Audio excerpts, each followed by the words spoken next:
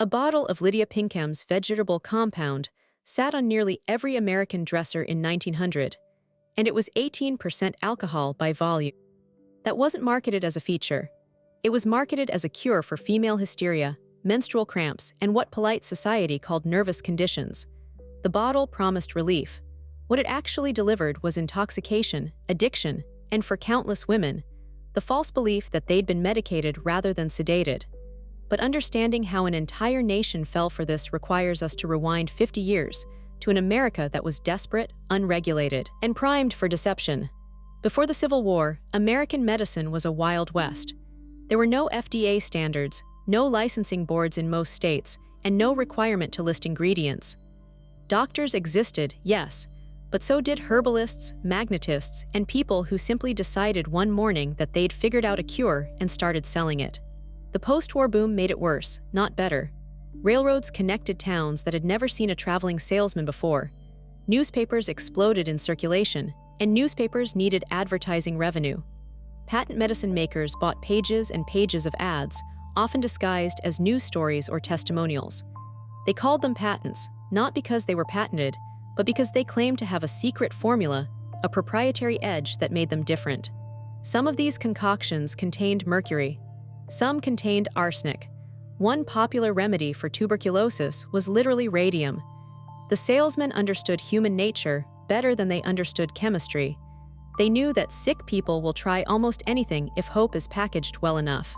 Consider Dr. John Brinkley. By the 1920s, Brinkley had built a medical empire on a single, audacious claim. He could restore male virility by transplanting goat glands into men's bodies. He ran a clinic in Kansas. He had a radio station. He had testimonials from satisfied customers, and he had zero medical credentials. Now here's where it gets interesting. Some of his patients reported feeling better. Not because goat glands work, they don't, but because belief itself is powerful. A man convinced he's been cured often experiences real, measurable improvements in mood and function. The placebo effect is real. Brinkley's exploitation of it was brilliant and monstrous. But some patients died. Infections set in. The surgery itself was botched. And when families sued, Brinkley's defense was simple. He wasn't a doctor, so he couldn't be sued for malpractice. It was a legal loophole that worked until the Kansas Medical Board finally revoked his license in 1930. By then, he'd made millions. Brinkley wasn't alone. There was Elmer Smedley, who sold a device called the electrete that supposedly cured arthritis through electrical currents. There was Albert Abrams, who invented the oscilloclast, a box that claimed to diagnose and treat diseases by measuring electrical frequencies in the body. None of this was real. All of it was profitable. The genius of these scams was psychological, not medical. They preyed on specific fears: impotence, aging, cancer, poverty. They offered simple solutions to complex problems. They used the language of science without the rigor of science. And they had testimonials. Real people with real names swearing that the product worked. Some were paid plants. Others genuinely believed, for all the reasons we discussed earlier. Advertising was the weapon. A single company might spend more on ads than on actual research. They'd place ads in women's magazines, farm journals, religious publications, anywhere their target audience looked. The ads weren't crude. They were sophisticated. They told stories. They built narratives of transformation. So where does our story come full circle? Back to Lydia Pinkham's vegetable compound. The product was real. It existed.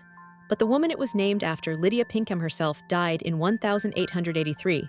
Her image, however, lived on.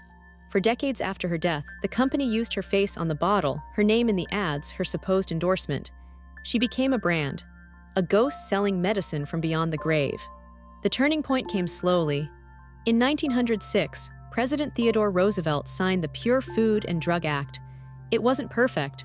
It didn't ban false claims outright, but it required labels to list ingredients, and it gave the government the power to seize products that were mislabeled or adulterated.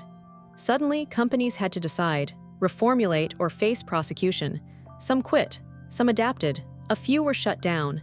By the 1930s, the FDA had real teeth. Brinkley was gone. Abrams was discredited. The age of the completely unregulated patent medicine was ending. But here's what's crucial to understand about this history. Patent medicine didn't disappear because people got smarter. It disappeared because the law changed.